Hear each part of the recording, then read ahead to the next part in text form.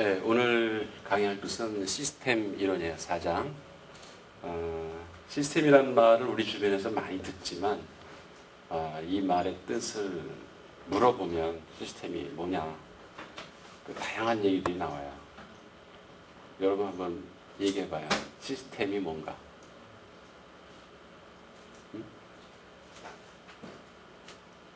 들어보긴 많이 들어봤죠. 시스템이란 말을. 어떻게 이해해요? 우리 학생. 시스템이 뭔가?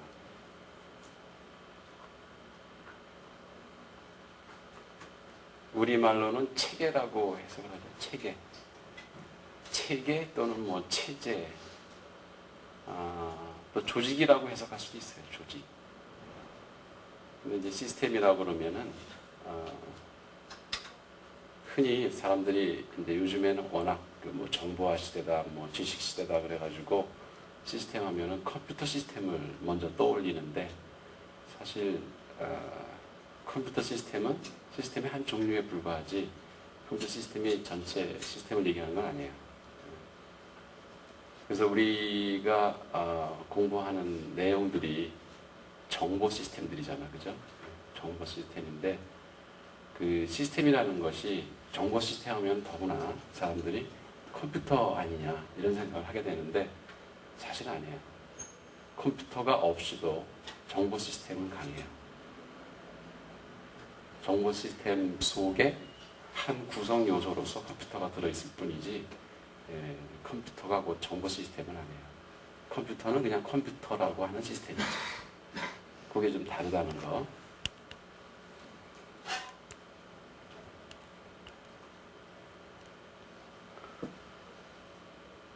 여기 보면 이제 MIS가 과연 컴퓨터 시스템이냐. MIS라는 말은 매니지먼트 인포메이션 시스템의 약자죠. 그러니까 경영 정보 시스템이라는 것이 그러면 컴퓨터 시스템이냐? 물음표죠? 아니죠, 그거는. 경영 정보 시스템이라는 것 속에 한 구성 요소가 컴퓨터일 뿐이죠. 근데 이제 시스템은 여러 개의 구성 요소로 되어 있고 그 구성 요소 하나하나가 또 하나의 시스템이 되는 경우가 많아요. 그건 이제 서브 시스템이라고 하죠. 서브 시스템. 그러니까 컴퓨터 시스템은 경영 정보 시스템의 서브 시스템이죠. 그리고 경영 정보 시스템이라고 하는 건 또 그 바깥에 커다란 정보 시스템이라고 하는 것 중에 일부다 이거죠. 그리고 이제 그 바깥에는 시스템이라는 게 있을 것이고 일반적인 시스템. 그러니까 일반적인 시스템 속에 정보 시스템이라는 게 있고 그 정보 시스템 속에 경영 정보 시스템이 있고 경영 정보 시스템 속에 컴퓨터 시스템이 있는 거다. 이렇게 이해하면 돼요. 그래서 이 정보, MIS, 경영 정보 시스템 또는 뭐 일반적인 정보 시스템이라고 하는 것이 구성 요소가 여기 보면은 사용자가 있고요. 일단 정보 시스템은 사용자가 있어요. 정보를 사용하는 사람, 데이터를 입력하는 사람, 이런 사람들이 전부 정보 시스템의 사용자죠. 그리고 컴퓨터 하드웨어, 이게 이제 컴퓨터 시스템이에요. 그러니까 정보 시스템은 이 사람까지 포함하는 거라는 얘기죠. 또 소프트웨어, 이게 하드웨어만 있다고 되는 게 아니죠. 이 하드웨어를 가동시키는 소프트웨어가 있어야 되고 여기에 입력되는 자료 그리고 출력되는 정보 거기에 이 컴퓨터를 사용할 수 있는 방법을 기술해 놓은 사용 절차 그리고 요즘에 인터넷과 같은 통신 네트워크 이런 거를 전부 합쳐서 정보 시스템이라고 한다. 그러니까 이제 경영 정보 시스템은 그 중에서도 기업의 경영 문제를 다루는 정보 시스템이다. 그런 얘기죠. 그러니까 정보 시스템이 더 큰 범위고 그 속에 경영 정보 시스템이 있는 것이죠. 그리고 이제 경영 정보 시스템 안에 한 구성 요소로서 컴퓨터 시스템이라는 게 있다. 이렇게 생각하시면 돼요. 이 그림은 여러분이 그냥 가볍게 보아넘길 게 아니고 한 4년 전에 공인회계사 시험 문제에 나왔던 거예요. 이게 이제 그때 논란을 불러일으켰던 것이 이 네트워크, 통신이 정보 시스템의 구성 요소냐 아니냐. 이거 가지고 답이 틀리고 맞는 그런 문제가 있었어요. 근데 이제 최근 책을 본 사람들은 당연히 포함된다라고 답을 했는데 그걸 틀렸다고 채점을 한 거예요. 시험 출제자들은 옛날 책을 보고 채점을 해가지고. 그래서 이제 그게 법적 문제로다가 등장을 했죠. 왜냐하면 공인회계사에서도 한 문제가 틀리고 맞느냐에 따라서 당락이 결정되기 때문에 이 채점을 잘못했다. 그래가지고 여러 사람들이 항의를 하니까 이제 전문가들한테 문의가 왔어요. 나한테도 왔더라고. 이게 어떤 게 맞는 거냐. 그래서 이게 80년대 초기 이전의 책에서는 없어요. 그 정보 시스템의 구성 요소로서 통신이 들어있질 않아요. 근데 85년 이후에 나온 책에는 다 들어있어요. 그러니까 아주 책을 봐도 옛날 책을 본 거지, 그죠? 지금은 당연히 네트워크나 통신은 정보 시스템의 한 구성 요소예요. 이건 잘 기억을 하세요. 그래서 크게 보면은 회사에서 그 정보 시스템을 쓴다고 하면은 회사는 그 자체가 또 하나의 시스템이거든요. 그래서 우리가 회사를 조직 시스템이라고 그러죠. 조직. 조직 시스템 안에 한 구성 요소로서 경영정보 시스템이라는 게 있고 그 경영정보 시스템 속에 한 구성 요소로서 컴퓨터 시스템이라는 게 있다. 이렇게 이해하면 되죠. 그러니까 조직 시스템이라고 하는 것은 기업의 영리, 추구 및 사회적 기여 등의 목적을 달성하기 위해 인적 자원, 건물, 설비, 기술, 자본 등을 구성 요소로 해서 상호 유기적으로 작용하는 집합이다. 이게 사실은 시스템에 대한 정의예요. 그 시스템이라고 하는 것은 공통된 목적이 있어요. 항상. 그 목적을 달성하기 위해서 요소가 하나가 아니라 여러 개의 구성 요소들이 있어요. 그 여러 개의 구성 요소들이 상호 유기적으로 작용한다. 그 유기적이라는 말이 중요하죠. 따로따로 떨어져서 각자 따로 노는 게 아니고 상호 연관성을 긴밀하게 가지고 그 목적, 공통의 목적을 달성하기 위해서 작용을 한다 이러는 거죠. 그러니까 대표적인 시스템의 예가 우리 인간이에요. 우리 몸도 하나의 생체 시스템이에요. 근데 우리 몸은 보통 이제 오장육부라고 그러죠, 그죠? 그 뭐 허파, 간, 쓸개, 뭐 위 이런 지라 이런 여러 가지 오장 그러니까 장기들이 그게 다 하나의 구성 요소죠. 그 하나라도 빠지면 우리는 생명을 잃을 수가 있죠, 그죠? 그런 그 장기들이 상호 유기적으로 사람이 생체로서 살아가야 된다라고 하는 그런 목적을 달성하기 위해서 끊임없이 그 작용을 하고 있는 거죠. 그 작용을 멈추면 생명도 끊어지니까 멈출 수가 없죠. 근데 이제 사람의 장기 중에서 별로 그 공통의 목적을 달성하는데 기여를 안 하는 장기가 하나 있어요. 그죠? 뭐예요, 그게? 영어로 어펜딕스. 부록이란 말이지, 부록. 뭐예요, 그게? 그거 없어도 살죠. 있어도 그 별로 하는 일이 없고. 그게 맹장이죠, 맹장. 그 맹장은 떼어내도 아무런 그 신체 영향을 안 줘요. 그 다음에 이제 경영정보 시스템이라고 하는 것을 보면 내용은 똑같죠. 조직 시스템이 운영되는 과정에서 발생하는 정보를 포착하고 이를 저장, 처리, 유통시켜서 조직 구성원들의 의사결정을 지원하는 시스템이다. 그러니까 이것도 목적이 있어요. 그러니까 모든 시스템은 목적이 있다. 이게 제일 중요한 거예요, 사실. 여러분들이 시스템적으로 어떤 그 사고를 한다. 이제 체계적인 사고다. 저 사람은 참 조직적으로 얘기를 한다. 말하는 게 상당히 체계화되어 있다. 일을 체계적으로 한다. 이런 말 우리 많이 하잖아요. 그게 다 systematically 그런 말이에요.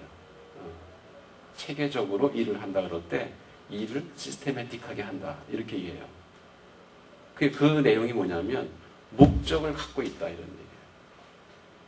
목적을 가지고 있고 그 목적을 달성하기 위한 세부 구성 요소들이 뭔가를 하나하나 다 파헤치고 그것들 간의 상호적인 관계, 상호관계 이런 것을 우리가 분석해 나가는 거, 이게 문제를 체계적으로 해석한다 이렇게 해요. 그래서 이걸 그림으로 그려보면 바깥에 조직 시스템이 있고 물론 이 또 외부에는 그냥 시스템이라는 게 또 있겠죠. 궁극적으로 가면 뭐예요? 어떤 시스템이 제일 커요? 바깥으로 계속 확장해 나가면 뭐가 있어요? 우주라는 게 있잖아요. 그죠? 우주가, 유니버스. 그것도 하나의 시스템이에요. 우주 안에는 무슨 시스템이 있어? 태양계가 있죠. 태양계. 태양계라는 그 계자가 체계. 영어로는 솔러 시스템이라고 해요. 그 태양계들. 그러니까 태양계는 태양과 그 항성들로 구성되어 있죠. 그러니까 그것도 하나의 시스템이다.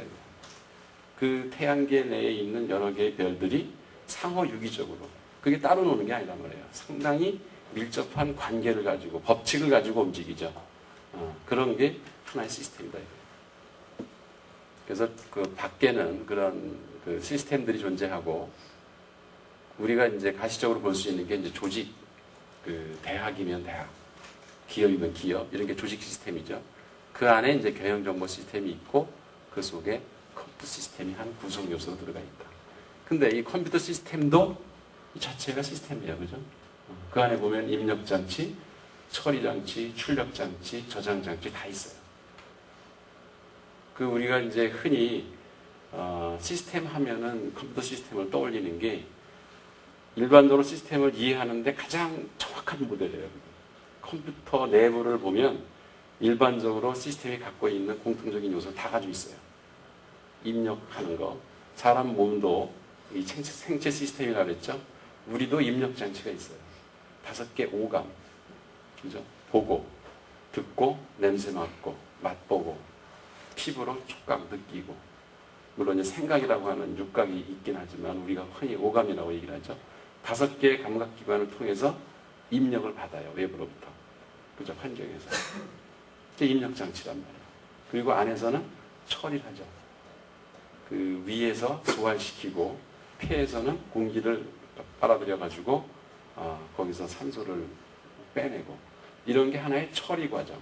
그 처리 장치 있죠. 컴퓨터에서 CPU가 그런 일을 하죠. 그리고 저장 장치가 있죠. 뭔가 그 정보가 저장되는 곳.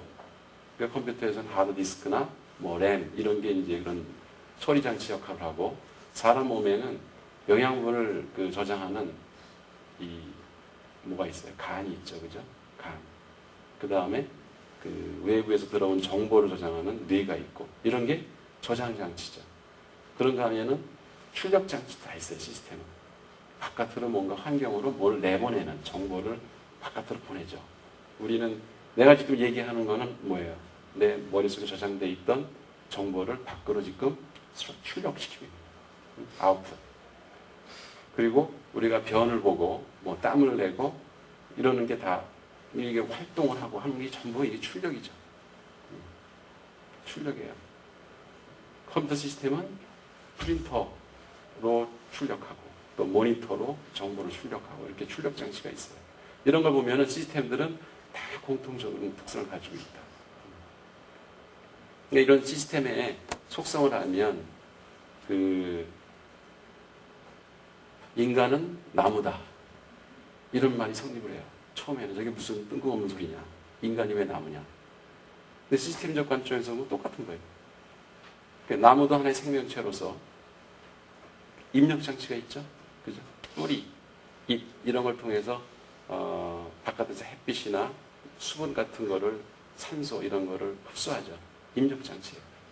그래서 거기서 처리를 해요. 광합성 작용을 해가지고 양분을 줄기에다가 저장을 하죠. 그리고 이산화탄소를 내뿜고 또 낮에는 산소를 내뿜고 그리고 과일 열매를 맺고 이게 출력이죠. 뭐가 달라요? 시스템적 관점에서 보면은 사람이나 나무나 하는 일이 똑같은 거예요. 그죠? 그래서 일반 시스템 이론이라고 하는 그 체계를 30년대에 그 프랑스의 생물학자 그 본 버털람피라고 하는 그 사람이 이 시스템 이론을 체계를 완성을 했어요. 이 사람은 생물학자죠. 그러니까 우리가 가장 흔하게 접할 수 있는 시스템의 원형이 생물체다, 생체. 식물, 동물. 그래서 이 이론을 이제 완성을 하니까 이 사회과학에서 이 시스템 이론을 적극 받아들이기 시작했어요. 그래서 경영학에도 이 시스템 이론이 다 적용이 돼요. 그래서 지금 이제 행정학 하는 사람들, 또 뭐 철학하는 사람들, 우리 경영학, 경제학, 회계학, 여러 가지 그 인문 사회과학 학문들이 시스템 이론을 벗어나서 얘기하는 게 거의 없을 정도로 이 시스템 이론은 적용되지 않는 부분이 거의 없어요. 그리고 우리 주변에 보면은 다 우리가 시스템 속에 살고 있고 내 자체가 시스템이에요. 내 몸 자체가. 그 시스템이라는 말을 처음 그 용어를 쓴 사람은 고대 그리스의 그 철학자 아리스토텔레스라는 사람이 처음 썼어요. 시스템이라는 말을. 근데 그 사람은 왜 시스템이라는 말을 썼냐면 우리가 이제 우주 현상을 관찰하고 그 자연의 생물체나 동물, 우리 인간의 자체를 이렇게 생각해 보면은 참 희한한 게 있다 이거죠. 단순히 물리적인 거는 일에다가 일을 더하면 2가 되는데, 근데 사람이나 어떤 사회적 유기체들을 합해 놓으면은 이게 둘이 될 수도 있고, 그러니까 둘을 더하면은 어떤 때는 그게 셋이 될 수도 있고, 둘이 안 되는 수도 있고, 이게 어떻게 설명이 되느냐. 여기에 이제 고민하기 시작한 거예요. 그렇죠. 여러분이 한 친구가 IQ가 150이다. 또 한 친구가 IQ가 150이다. 둘이 합쳐놓으면 IQ가 300이 되죠. 근데 그렇게 돼요? 둘이 싸우면 300은커녕 150도 안 돼요. 그죠? 한 사람의 IQ도 안 되는 능력을 발휘한다고. 싸우다 보면은 그게 마이너스가 돼가지고 100 이하의 백치 같은 짓을 할 수도 있어요. 둘이 싸우면. 근데 둘이 협력을 잘하면은 IQ 500보다도 높은 일을 할 수가 있다. 그런 거를 이제 시너지 효과 들어봤어요?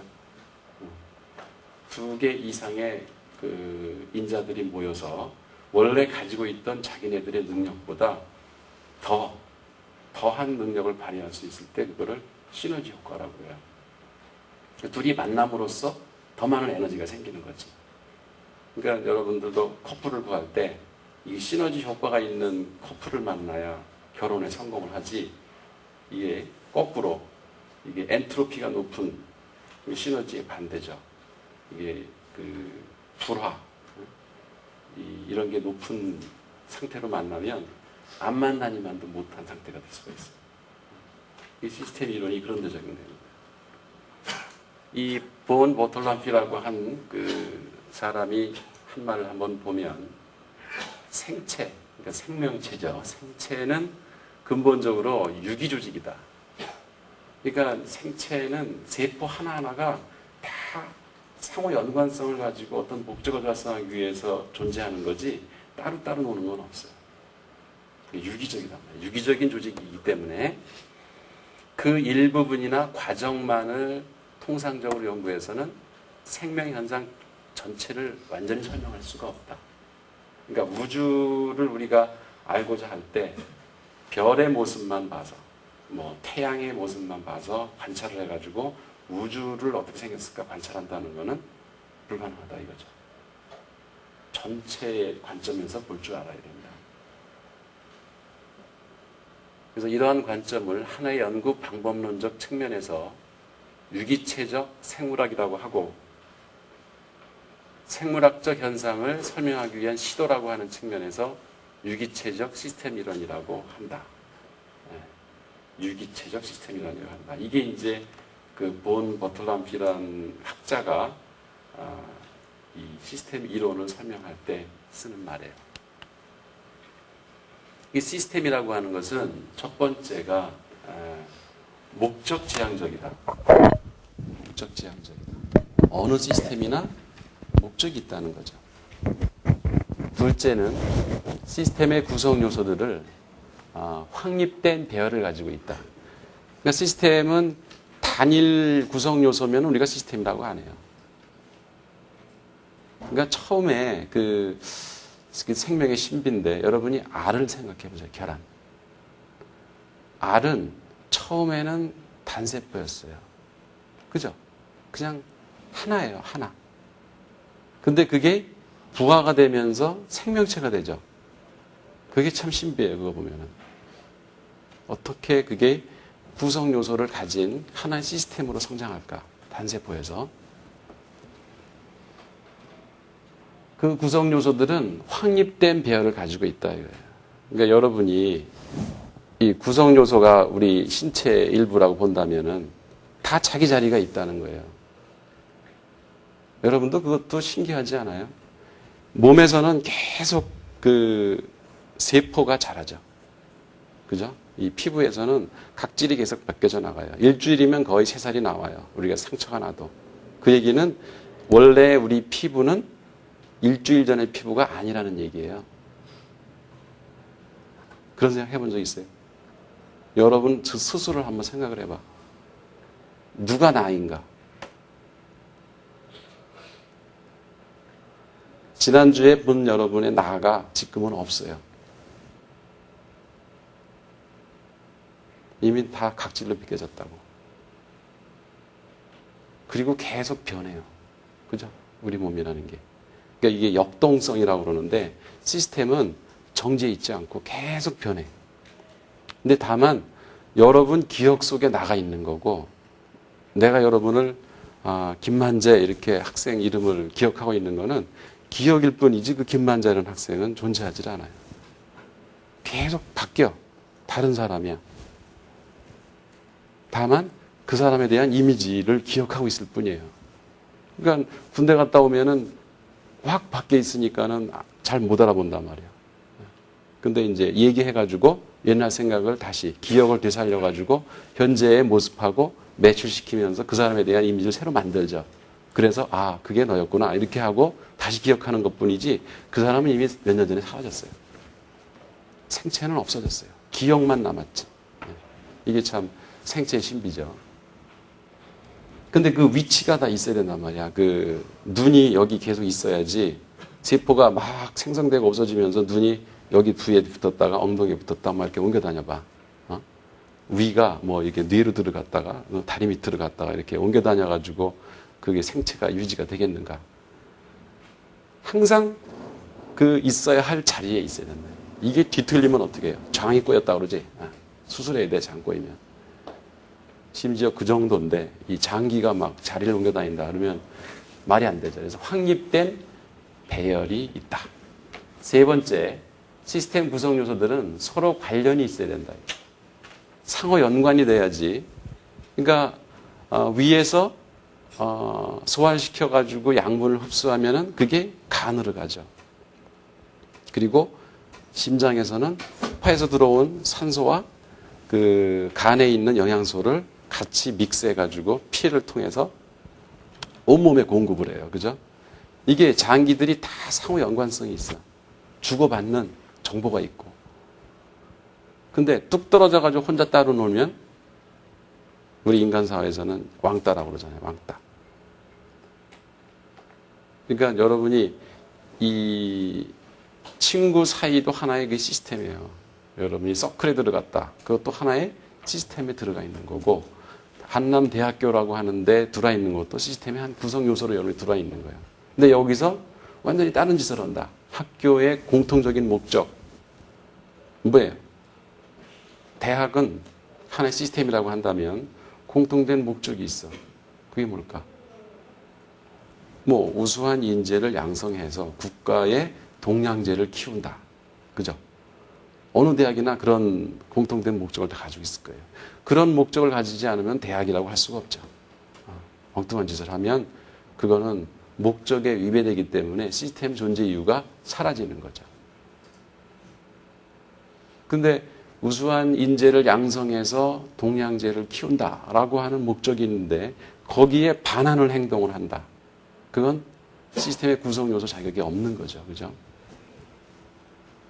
그래서 시스템 구성 요소들은 서로 관련이 있어야 되고 그 관계는 본래 이게 중요하죠. 본래 통합 효과를 전제한 것이어야 된다. 그런 시스템들이 상호 유기적으로 그 작용함으로써 원래 그 시스템이 가지고 있던 목적을 달성하는데 기여를 해야 된다. 이거 한 사람이라도 구성 요소가 통합 효과가 나와야지 그게 거꾸로 그러니까 반통합 효과가 나온다. 그러면 그 구성 요소는 없는 이만 못한 거죠.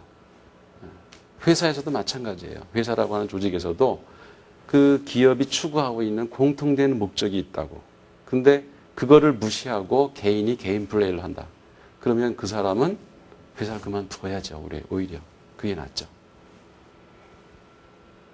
네 번째 시스템 특징은 과정의 기본 성분, 즉 정보나 에너지 및 진료. 진료라고 하는 게 우리가 시스템으로서 이제 음식물을 먹잖아요. 뭐 공기를 흡수하고 이런 게 진료야. 예.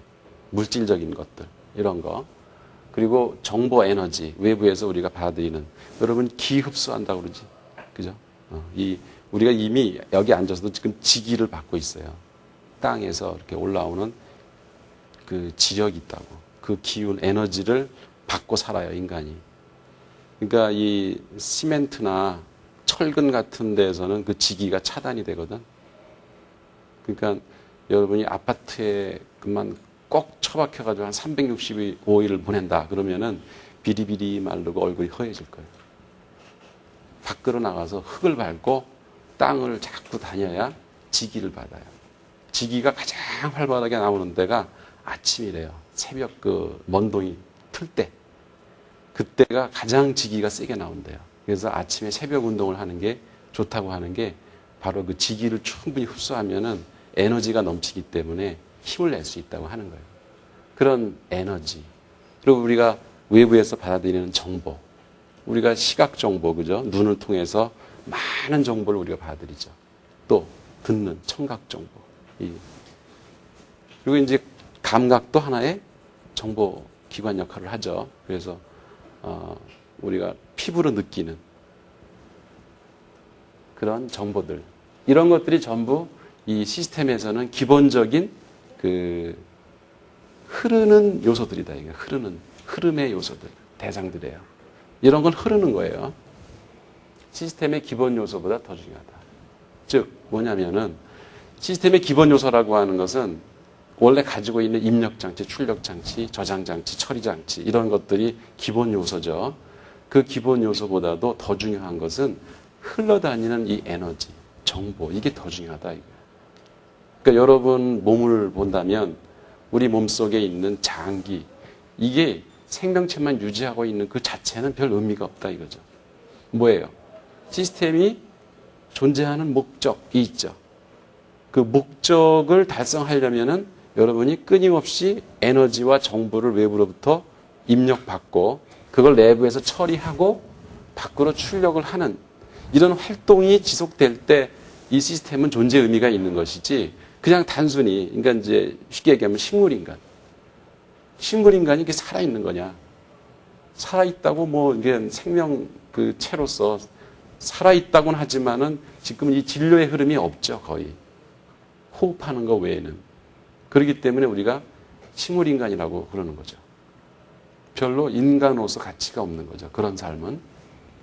다섯 번째, 조직 전체의 목적이 개별 요소의 목적에 우선한다.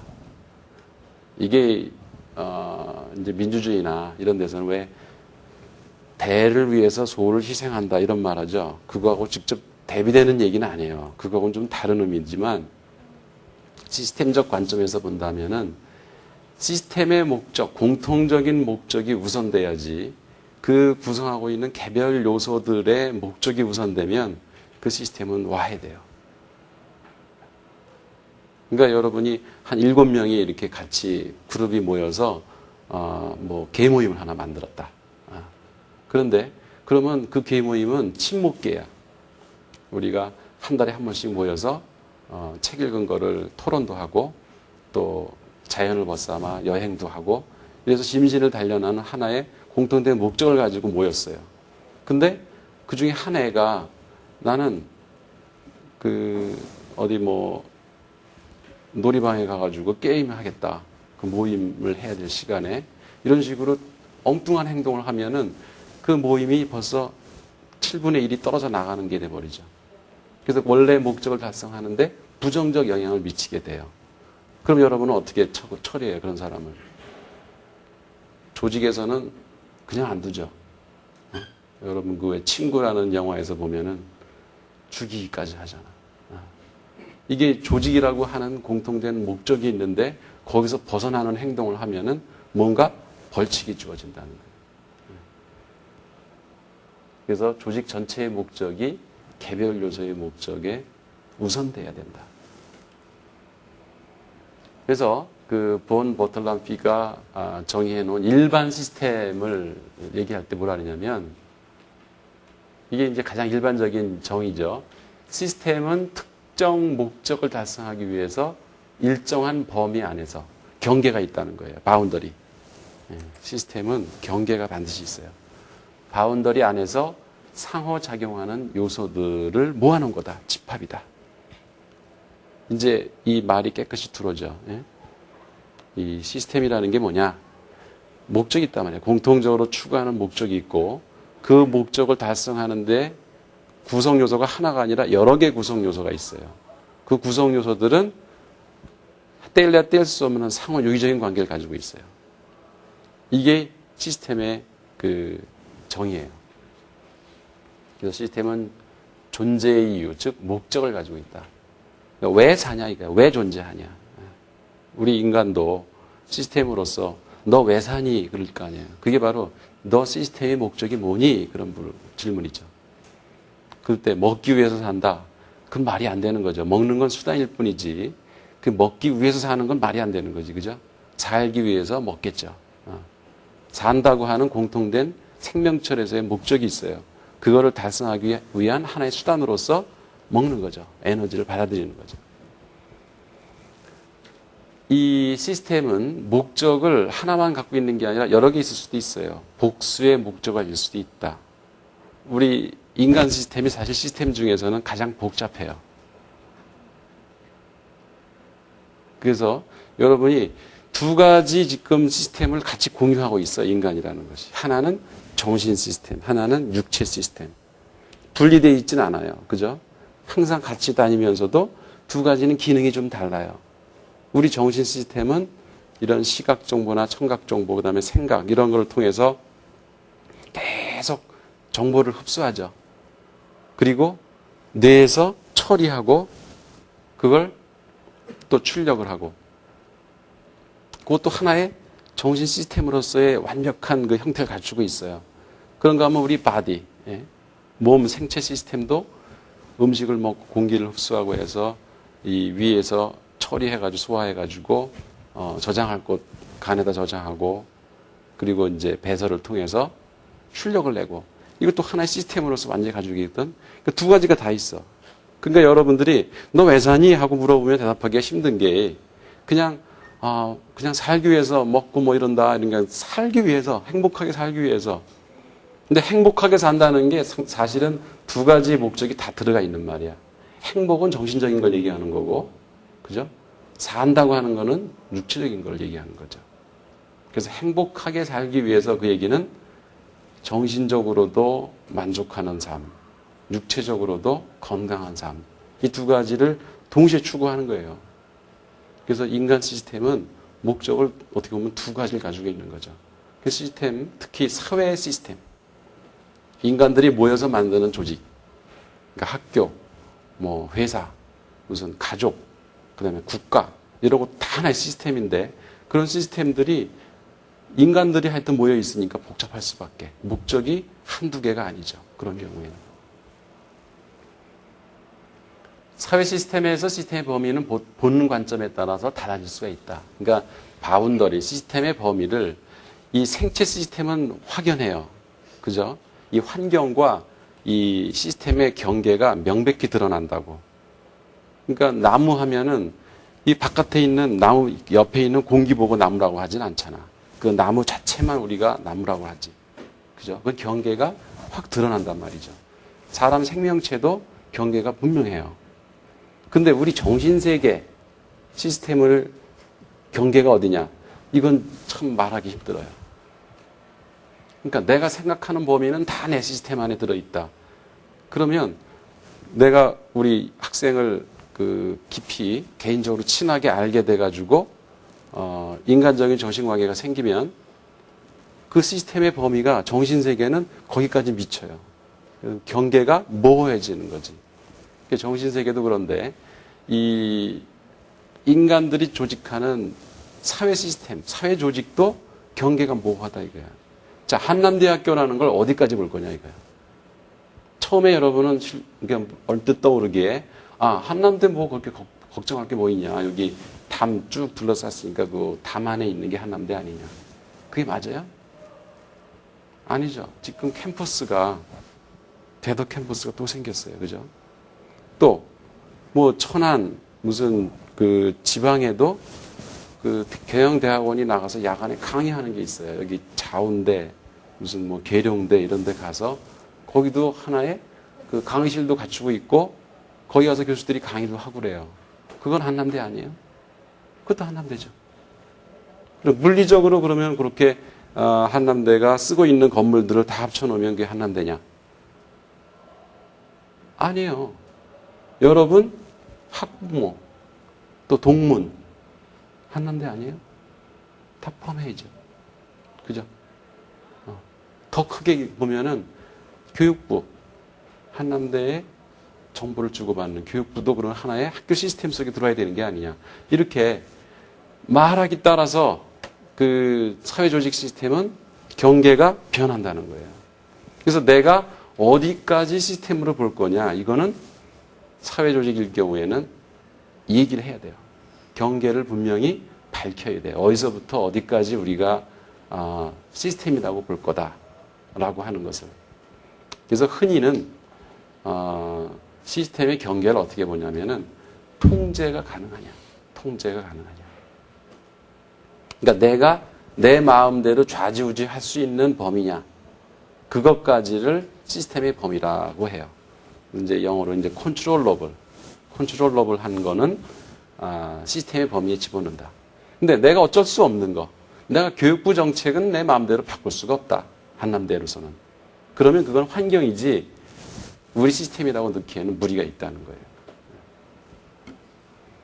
시스템의 구성 요소들 간에는 밀접한 관계를 가지고 있어야 된다.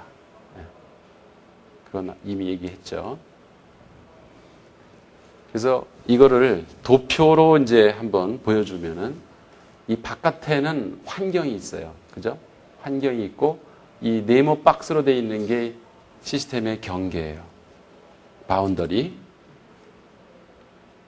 자, 여기 장치 보면은 환경에서 정보를 받아들이는 입력, 그리고 그 안에서 처리하는 부분, 그리고 처리된 정보를 저장하는 부분. 이 컴퓨터하고 되게 비슷하잖아요. 그죠? 그 다음에 출력되는, 즉 시스템 내에서 발생된 어떤 에너지나 정보를 환경으로 내보내는 그런 출력 요소가 꼭 있다는 거예요.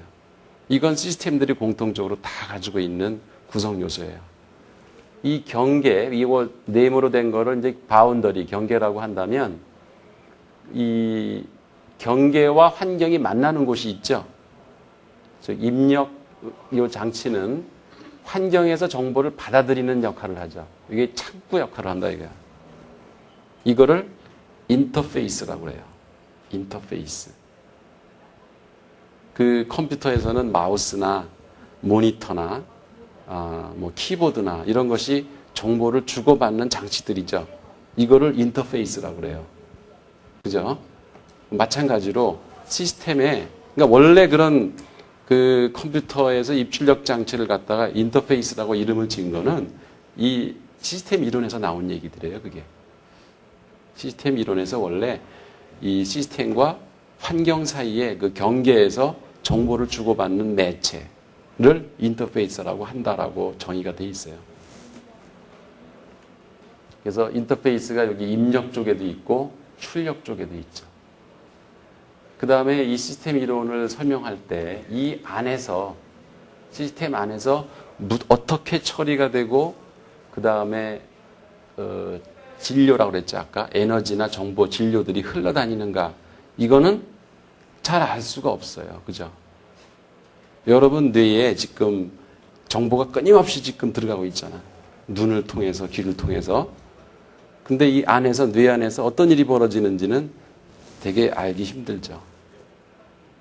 그래서 이 옛날에는 과학자들이 실험을 할 때, 특히 이제 심리학 실험을 할 때, 그 스키너의 그 반응, 뭐 이런 거 들어봤죠. 생물학에서.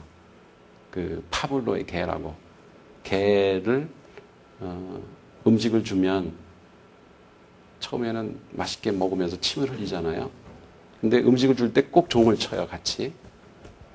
그러면 어느 순간부터는 음식을 안 주고 종만 쳐도 침이 나와요. 그 조건반사라고 그러잖아. 그지? 그래서 뇌 안에서, 개의 그 뇌 안에서 무슨 작용이 일어나는지 우리가 몰라. 그러나 바깥에서 어떤 자극을 주면 어떤 반응이 나온다라고 하는 거는 예측할 수가 있어요. 그 개의 뇌는 우리가 블랙박스로 보는 거예요. 그 안은 몰라도 좋다 이거야. 들어가는 정보만 들어가면 안에서 어떤 처리가 되든 출력이 뭐가 나온다라는 것만 우리가 알면 인과관계를 추정할 수 있지 않겠느냐. 이게 이제 블랙박스 이론이에요. 근데 이 시스템 이론에서 사실 그런 얘기들이 나온 거예요. 시스템 내부에서 무슨 일이 일어나는지는 잘 모르겠다. 중요한 것은 입력되는 것이 뭐가 들어갈 때 출력이 뭐가 되더라 라고 하는 그 스티뮬러스 리스폰스 들어가는 것, 그 자극과 반응 이 두 가지만 관계를 가지고 시스템 안에서 무슨 일이 일어난다라고 추측할 수가 있다라고 하는 게 이제 그 블랙박스 이론이에요. 근데 우리 인간의 과학은 그걸 그냥 내버려 두지 않죠. 블랙박스를 파헤치죠. 지금 인간의 뇌도 상당 부분 다 신비가 벗겨졌어요. 아직도 모르는 부분이 있지만 옛날에 비하면은 뇌에서 일어나는 작용에 대해서는 지금 거의 다 과학적으로 다 촬영도 가능하고 증명이 다 되고 있어요. 그래서 시스템 구성 요소들을 다시 용어로 정리해 보면은 이제 시스템 구성 요소를 컴포넌트라고 그러죠. 컴포넌트. 그 컴포넌트 중에는 구성 요소 중에는 그 자체가 또 하나의 시스템일 수가 있다. 그때는 우리가 그걸 서브 시스템이라고 한다. 그런 얘기고요. 그 다음에 시스템은 반드시 경계를 가지고 있다. 바깥에 환경과 만나는 그 바운더리가 있다는 거죠. 그리고 시스템 밖에는 environment, 환경이 있어요. 그래서 시스템은 이론적으로는 시스템의 종류를 그 closed 시스템, 그러니까 폐쇄 시스템과 오픈 시스템, 그 열린 시스템, 개방 시스템 이렇게 두 가지로 분류할 수 있어요. 근데 이 생명체는 다 정보를 환경과 주고받죠. 그래서 오픈 시스템이에요. 근데 폐쇄 시스템은 실험에서는 존재해요. 예를 들어서 화학 실험을 하기 위해서 완전히 밀폐된 공간에다가 중력도 다 제거를 하고 그 안에서 어떤 화학 반응을 일으키는 것을 실험할 수 있어요. 그러니까 뭐 산소도 못 들어가게 하고 그래서 외부와의 일체 정보의 흐름을 차단시키는 그런 일시적인 실험 장치는 생길 수가 있겠죠. 그거는 폐쇄 시스템이에요. 그래서 인위적으로는 그렇게 만들 수 있지만 일반적으로는 우리가 얘기하는 시스템들은 다 개방 시스템이다. 그래서 사실 개방 시스템이 완전한 그 정지 상태에 이른다. 그게 뭘까요? 여러분이 왜 불확정성의 원리라는 그 하이젠베르크 그 과학자의 얘기 그런 거 알아요? 양자역학 같은 데서 나오는 이게 생명체가 우리가 살아있다고 하는 거는 움직임이에요. 약간이라도 미동이라도 움직일 수 있으면 그건 살아있는 거예요. 그러니까 사람이 죽었냐 살았냐의 경계는 뭐냐면 움직일 수 있느냐 없느냐 그 차이예요. 그 TV에서 저 김용옥 씨가 강의할 때 한번 그런 얘기 한 적이 있어. 자기 어머니가 그 강의 도중에 돌아가셨거든. 근데 그 장례를 치르고 와서 강의하면서 눈물을 글썽이면서 이제 하여튼 뭐 자기 어머니를 회상하는 그런 얘기를 했어요. 강의 도중에 TV 강의에서. 그러면서 그 자기가 깨달은 게 있다 이거야. 어머니가 살아계셨다, 돌아가셨다의 그 차이가 뭐냐.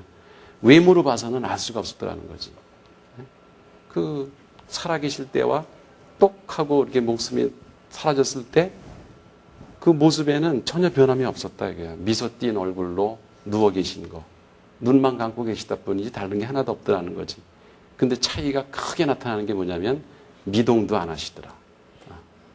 대단한 발견이에요. 그게 사실은. 움직인다고 하는 것이 살아있다고 하는 증거예요.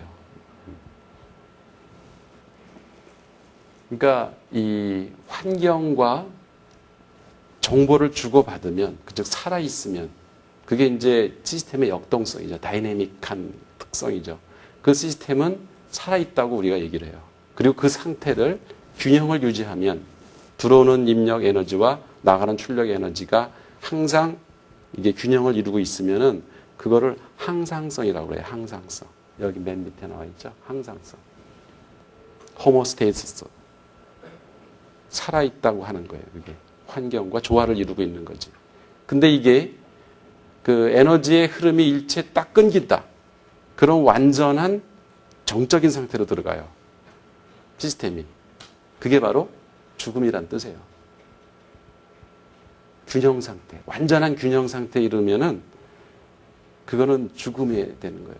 그러니까 시스템적으로 보면은 시스템에서는 그 엔트로피라고 하는 즉 그 부조화, 그 어떤 케오스라고 그러죠. 케오스.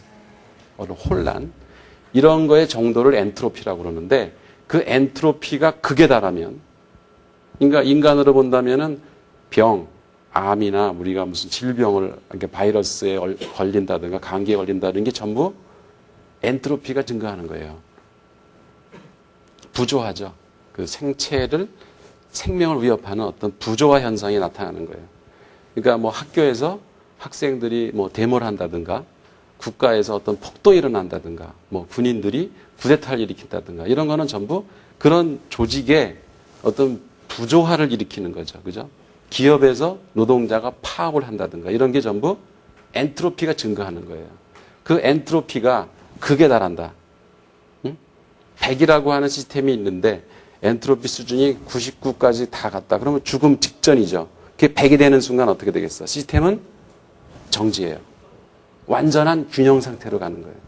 그러니까 우리가 균형하면은 좋은 것 같지만 생명체로 시스템의 이론을 볼 때는 완전한 균형 상태는 죽음이에요. 그게 균형 상태가 깨지면서 생명체가 탄생하는 거예요. 재밌죠? 그죠? 네. 여러분은 불균형 상태를 계속 유지해야 돼. 불균형이면서 에너지를 계속 끊임없이 주고받으면 그게 항상성을 유지한다고 하는 거예요. 그래서 환경과 주고받는 입력과 출력이 있고 그 시스템 내부의 어떤 부조화의 정도, 불화의 정도, 혼란의 정도를 엔트로피라고 그래요. 그러니까 엔트로피라는 말은 멋있지만 안 좋은 거죠. 시스템에서는 부정적인 거예요. 그래서 여러분이 그런 엔트로피를 자꾸 줄이기 위해서 사람이 약을 먹죠. 병을 치료하기 위해서 치료를 받고 이런 거는 네거티브 엔트로피, 그 부의 엔트로피다. 이런 말을 써요. 그 제레미 리프킨이라고 하는 그 미국의 이 저술가가 있어요. 아주 유명한 책을 되게 많이 썼는데 그 사람이 쓴 책 가운데 엔트로피라고 하는 책이 있어. 70년대에 나온 책인데 이게 이제 이 지구의 원래의 그 모습은 정적인 상태에서 시작했단 말이죠. 그래서 끊임없이 동적인 상태를 유지하면서 점점 엔트로피가 증가하고 있다. 그러니까 인간이 과학을 문명을 발달시킬수록 지구는 파괴되고 있다. 그 얘기를 이제 역설한 그 책이에요. 그래서 결국은 이제 멸망의 길로 갈 것이다. 그러니까 지구가 완전히 멸망하는 순간이 뭐겠어요? 시스템이 정적인 상태, 엔트로피가 극에 달하는 상태. 여러분 요새 어떤 이렇게 환경, 지구 변화 이런 거 보면은 옛날하고 다르게 극단적으로 흐르는 걸 느낄 수 있잖아요. 그죠? 태풍이 쳤다 하면은 옛날하고는 비교가 안 될 정도로 엄청난 위력을 가지고 인간을 파괴를 해요. 이런 현상들이 나타나는 게 엔트로피가 증가하는 거예요. 지구 시스템이. 그다음에 블랙박스 아까 설명했고, 그다음에 인터페이스, 경계에서 입력과 출력, 에너지를 주고받는 그 접점을 갖다가 인터페이스라고 한다. 그리고 시스템은 개방 시스템과 폐쇄 시스템인데 일반적으로 우리가 다루는 시스템은 대부분 개방 시스템이다. 폐쇄 시스템은 이론적으로만 성립할 수 있고 진정한 폐쇄 시스템은 죽음이다. 정적인 상태예요. 이거는 더 이상 움직이지 않는. 그리고 이제 시스템 개념 중에서 또 여러분이 익숙한 용어가 피드백이라고 하는 거예요. 피드백. 그러니까 어떤 시스템이든지 목적을 가지고 있는데 그 목적을 달성하기 위해서 필요한 입력이 있어요. 그 입력이 들어와서 안에서 처리가 돼가지고 저장돼야 될 부분은 저장이 되지만 출력이 나가요. 그죠? 그게 출력이 사실은 목적에 부합하는 활동이에요. 그게. 자동차 예를 한번 들어볼까요? 자동차도 완벽한 시스템이거든요. 자동차의 목적은 뭘까요? 여러분이 이 시스템적으로 사물을 보면은 행동이 명쾌해져요. 그러니까 이 시스템적 사고가 아닌 그 일반적인 상식적으로 활동하다 보면 엉뚱한 행동을 할 수가 있어. 그러니까 자동차의 목적이 뭘까를 알고 자동차를 사서 쓰면 그 사람은 정말 자동차를 제 목적대로 쓸 수가 있어요. 자동차는 러닝이에요. 그죠? 드라이빙. 가면 되는 거예요. 그잖아. 자동차의 목적은 가는 거지 그 어떤 다른 목적이 없어요. 그러니까 차가 갈 수만 있으면 되는 거야. 그러기 위해서는 무슨 에너지가 필요해요. 입력을 받아야 돼. 뭐야 그게. 뭘 넣어야 돼? 가스를 넣어야 되잖아. 가솔린. LPG 가스를 넣든지 휘발유를 넣든지 그게 신호 에너지야. 그 간다고 하는 목적을 달성하는데 없어서는 안 되는 에너지예요. 그건 꼭 있어야 돼. 줄이더라도 신호 에너지를 줄이면은 존재 이유가 사라지는 거예요. 대단히 중요한 얘기예요. 근데 아까 엔트로피를 줄이기 위해서 필요한 에너지가 있어. 유지 에너지 소위. 그러니까 가끔 기름도 닦아주고 쪼이고 브레이크 패드도 갈아주고 그 워셔액도 갈아주고 이런 건 차가 가는 거하고는 직접적 연관은 없지만 차의 상태를 유지하기 위해서 필요한 것들이야. 그러니까 이런 거는 최소화할수록 좋죠. 절감하는 거니까. 그 다음에 이제 그 출력 가운데에서도 두 가지가 있어. 주출력. 그러니까 메인 아웃풋이에요. 그거는 차가 가는 거예요. 근데 차가 가면서 내뿜는 게 있죠. 이 부산물. 이게 우리가 원하지 않는 거지만 차의 활동상 어쩔 수 없이 바깥으로 배출되는 가스, 소음, 그 뭐 바퀴가 지나가면 그 가루가 무지막이 떨어진다고 그래요. 여러분 이런 아스팔트 길에서 자전거 타거나 조깅하는 게 건강에 무지 해로워요, 사실은. 안 하니만도 못해요.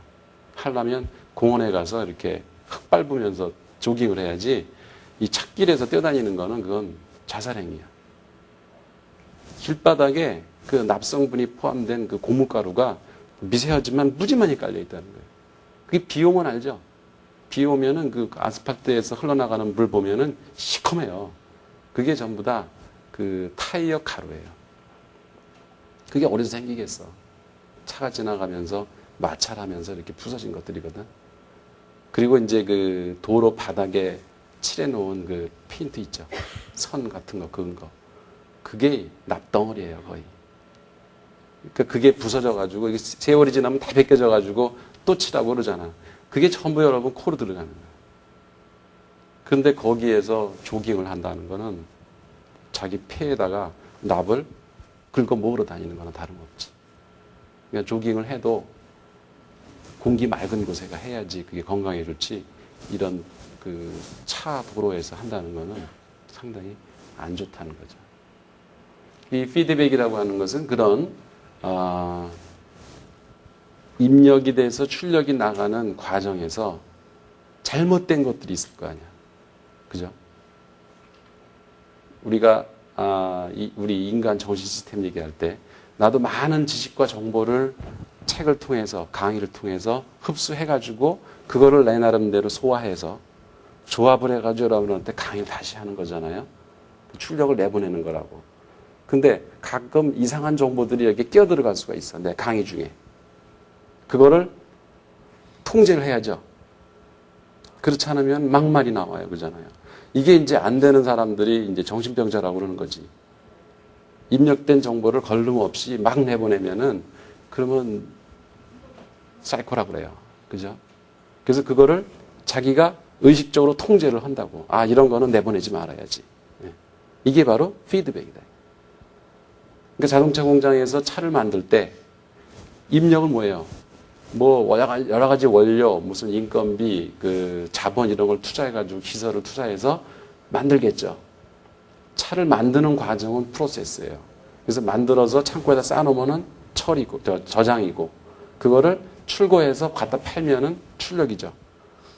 그죠? 근데 거기서 원하는 물건이 아닌 불량품이 나왔다. 그러면 어떻게? 다시 폐기를 하든지 아니면은 수리를 해서 다시 내보내든지. 그게 피드백이다. 피드백. 예. 시스템 이론을 우리가 공부하는 거는 이걸 써먹어야 될 거 아니야, 여기다, 그죠? 뭐 우리가 이론을 배우고 어떤 공부를 한다고 하는 거는 지금 취미생활하는 게 아니잖아요. 뭔가 우리 실생활에 적용할 수 있는 거래야 의미가 있죠. 이 시스템 이론을 어떤 문제를 해석하고 사회 현상을 분석하고 이해하는 하나의 방법으로서 많이 받아들여지고 있어요. 그래서 경영학이라고 하는 학문, 특히 경영학은 거의 다가 시스템 이론이 적용된 학문이에요. 그래서 여러분도 시스템 이론이라는 게 오늘 강의는 처음 들었겠지만 이미 여러분 실생활에서 자기도 모르게 이 시스템적 접근 방법을 훈련을 받았을 것이고, 왜냐하면 그런 학문을 공부한 사람들이 교수였고 교사였고 그렇게 배워왔기 때문에 자기들도 모르게 시스템적으로 모든 문제를 접근을 하게 돼요. 그러니까 시스템적으로 접근한다는 방법이 어떤 거냐면은 우선 목적이 무엇인가 알아보는 거예요. 두 번째는 환경과 경계를 설정한다. 그 시스템의 범위는 어디까지고 그 범위 바깥에 있는 환경은 뭐냐. 이거를 살펴보는 거고, 세 번째는 그 안에 시스템을 구성하고 있는 요소들이 뭐냐. 그 하나하나를 찾아내는 거예요. 그 다음에 입력 요소를 아까 말한 대로 유지 입력, 그 엔트로피를 낮추기 위한 입력, 그것과 신호 입력, 즉 주출력을 내기 위한 시스템 목적을 달성하는 데 필요한 그 입력, 이 두 가지로 구분할 줄 알아야 된다. 그러니까 시스템의 목적을 달성하기 위해서는 신호 입력은 줄이면 안 되는 거예요. 나중에 그 예를 얘기해 줄게요. 그 다음에 출력 요소를 주출력과 부산물로도 구분해서 파악할 줄 알아야 된다. 출력물이 어떤 게 진짜 출력이고 어떤 건 불필요한 거냐. 그러니까 사람 생체에서도 먹고 건강을 유지하는 그 운동을 하고 이런 거는 주출력인데, 우리가 땀을 흘리고 뭐 귀지도 나오고 뭐 코딱지도 파고 이 원하지 않는 것들이 나오잖아. 그죠? 대변도 보고 소변도 보고.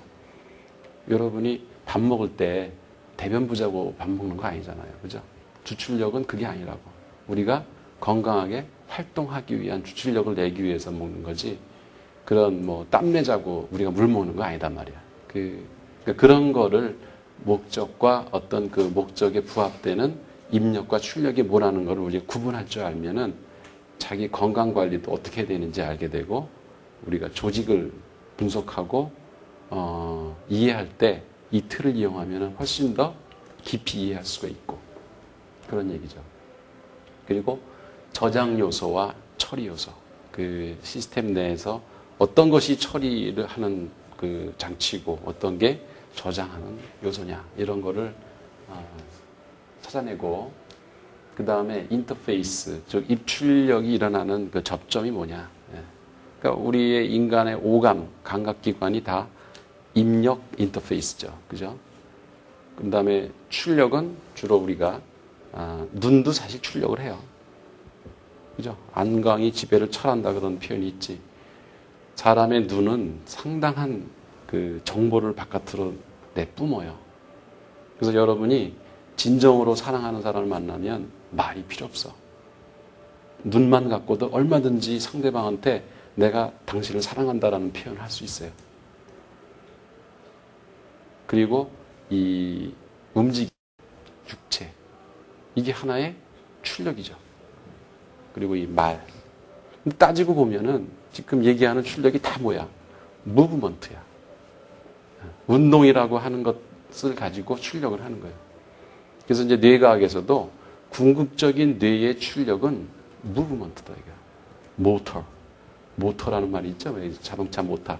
이렇게 모터라는 말이 움직인다는 뜻이에요. 그러니까 결국 이 생체 시스템의 출력은 다 운동으로 나타난다는 거예요. 식물도 마찬가지예요. 식물도 가만히 있는 것 같지만 스스로가 뭔가 활동을 하는 거예요. 살아있으면. 그게 출력으로 나타나는 거죠. 그리고 이제 8번째는 케오스, 그 혼란 상태, 혼동 상태로 시스템을 몰고 가려고 하는 그런 기운. 그 정도를 이제 우리가 엔트로피라고 하는데 그 엔트로피라는 게 과연 뭐냐. 이게 조직으로 본다면 문제점을 찾아내는 거예요. 자, 한번 한 회사를 생각해 봅시다. 회사. 조직. 멀리 갈 것 없이 뭐 학교를 한번 생각해 보죠. 그죠? 거기다 한번 적용을 해보자고. 1번. 시스템의 목적이 무엇인가 알아본다. 아까 얘기했죠. 학교라고 하는 것은 우수한 학생들을 입력받아서 양질의 강의, 그죠? 교수가 구성 요소죠. 처리하는. 강의라고 하는 건 하나의 처리예요. 그래서 강의를 해서 훌륭한 인물을 다시 배출하는 거죠. 출력은 우수한 학생이에요. 근데 교수들은 강의만 하는 게 아니라 연구도 하니까 여러 가지 좋은 연구 자료들을 입력을 받아서 자기가 연구 논문을 써서 처리죠. 그래서 바깥으로 연구 논문을 발표를 해요. 출력이죠. 이런 게 이제 대학의 그래서 연구와 강의다 그러잖아요. 대학에서 주요 활동이. 두 번째는 시스템 환경과 경계. 대학을 우리가 둘러싸고 있는 환경이 뭐냐? 지역사회도 하나의 환경이고, 그죠? 교육부에서의 정책도 한남대에 영향을 미치니까 환경이고, 또 국가 시스템이라는 것도 한남대에 영향을 주니까 환경이고, 그죠? 경계는 아까 얘기했듯이 우리가 정하기 나름이에요. 어디까지 볼 거냐? 그냥 학생과 교수, 직원 이렇게만 볼 거냐? 거기다 이사회도 포함할 거냐? 거기다가 학부모도 포함할 거냐? 거기다가 동문도 포함할 거냐? 이거는 우리가 그 시스템을 분석하는 목적이 뭐냐에 따라서 경계가 달라질 수가 있어요. 예를 들어서 뭐 총장 선출 제도를 만드는 그 사람들의 범위를 어디까지 할 거냐? 그 교수만 하면 된다. 그렇게 볼 수도 있는 거예요. 그건 그 사람의 의견이야. 그렇지만 아니다. 학생도 참여를 해야 되고 지역사회 유지들도 참여를 해야 되고 동문도 참여를 해야 되고 학부모도 참여해야 되고 이사회도 참여하고 직원도 참여하고 모든 구성원들이 다 참여해야 된다. 그러면 시스템 범위를 상당히 넓게 보는 거죠. 그런 거는. 그 다음에 주요 구성 요소가 뭐냐? 그러면 이제 학교 안에서는 그 학적과 무슨 뭐 학생처, 무슨 도서관, 뭐 기숙사 이런 구성 요소들이 이 학교라고 하는 시스템을 구성하고 있죠. 그죠? 무슨 교학처, 무슨 기획처 이런 식으로 구성 요소들을 찾아내고 그 다음에 입력 요소 이게 중요해요. 이걸 잘 구분들을 잘 못해. 이 학교라고 하는 시스템 조직의 주요 목적이 아까 교육이라 그랬어요. 그죠? 교육을 통해서 우수한 인재를 양성한다라고 하는 목적에 꼭 필요한 입력이 뭐겠냐 이거예요. 그래서 우리가 이렇게 어떤 복잡한 시스템을 분석할 때 쉽게 이해하는 방법은 그 원형을 찾아가면 된다 그래요. 그걸 프로토타입이라 그러거든. 원형이 어땠느냐. 대학이라고 하는 건 지금 되게 복잡한 사회 현상이야. 근데 대학이라고 하는 그 시스템의 가장 최초의 형태는 뭐였을까? 한번 저 고려시대나 이조시대로 한번 가보자 이거야. 뭐였냐 이거야. 대학이 그때는. 서당 아니야 서당. 그죠? 서당에서 최초의 원형을 우리가 볼 수가 있어요. 그럼 서당에서 교육이 일어날 때 꼭 필요한 요소가 있어. 거기서 훈장, 강의하는 교수와 강의를 받는 학생, 이 둘은 이 교육이라고 하는 시스템을 형성하려면은 없어서는 안 돼요. 그잖아요? 거기서 훈장이 없이 교육이 이루어질 수 있어요? 불가능하잖아. 학생이 없이 교육이 이루어질 수 있어요? 없죠. 그러니까 이 학생과 교수라고 하는 것은 교육기관, 다른 조직에서는 모르겠어. 병원에서는 의사와 간호사와 환자가 있어야 되겠지. 그렇지만 학교에서는 절대적으로 필요한 거는 학생과 교수다. 이게 두 가지는 어느 하나가 없으면 그건 교육이라는 시스템 자체가 없어지는 거니까 아무 의미가 없죠. 근데 이제 서당이 학생이 한 20명, 30명 이렇게 늘어나면서 규모가 커지니까 뭐가 필요해요? 이게 관리할 사람이 필요하거든?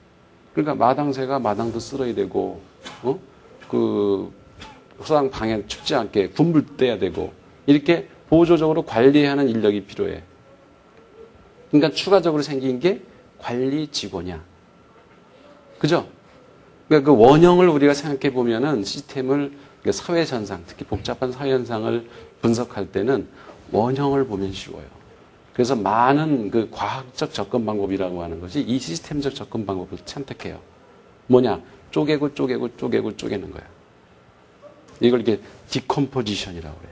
예? 쪼개나가는 거야. 더 이상 쪼갤 필요가 없을 때까지.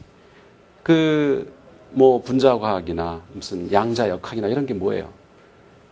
계속 쪼개는 거 아니에요. 예? 지금도 중성자 핵으로다가 또 고속으로 충돌을 해가지고 중성자도 한번 쪼개보자 이거야. 계속 쪼개나가는 게 지금 그 과학자들이 하는 일이란 말이에요. 그러니까 시스템적 접근 방법이라고 하는 것이 전체를 이해하는데 한 번에 다 이해가 안 되니까 그걸 부분으로 나눠서 또 그걸 또 쪼개고 더 이상 쪼갤 필요가 없을 때까지 쪼개나가는 그런 접근 방법을 선택하는 거예요. 그리고 그럼 입력 요소. 학교라고 하는 시스템에서 가장 중요한 신호 입력이 뭐겠느냐. 그 교육을 한다고 하는 거에 꼭 필요한 것. 우선 우수한 교수 인력이 있어야 되겠죠. 그죠? 교수가 일단 똘똘해야 뭘 잘 가르치지. 그러니까 이건 신호 입력이야. 없어서는 안 돼. 그러니까 학생들이 뭐 예를 들어서 등록금을 줄여라. 낮춰라.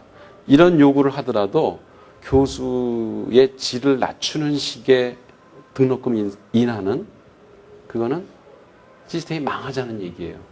그잖아. 신호 입력에는 아낌없이 투자를 해야 되는 거야. 그리고 우수한 학생을 유치하는 것도 신호 입력이야.